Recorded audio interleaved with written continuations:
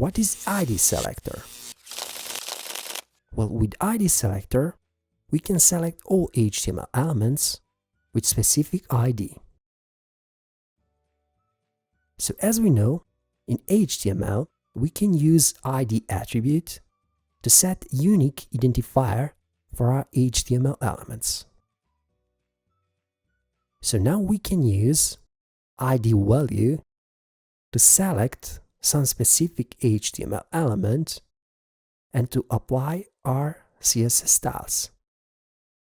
So in our case, we want to select HTML element with ID value test, and we want to apply our background color on it.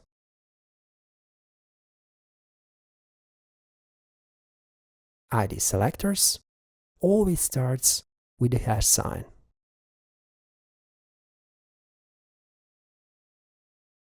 Thanks for watching this tutorial, and I hope this was helpful to you.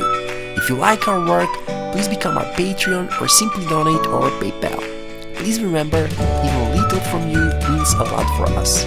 You can follow us on our Twitter and Instagram profiles, and please don't forget to subscribe on our YouTube channel, because on our YouTube channel, knowledge is waiting for you.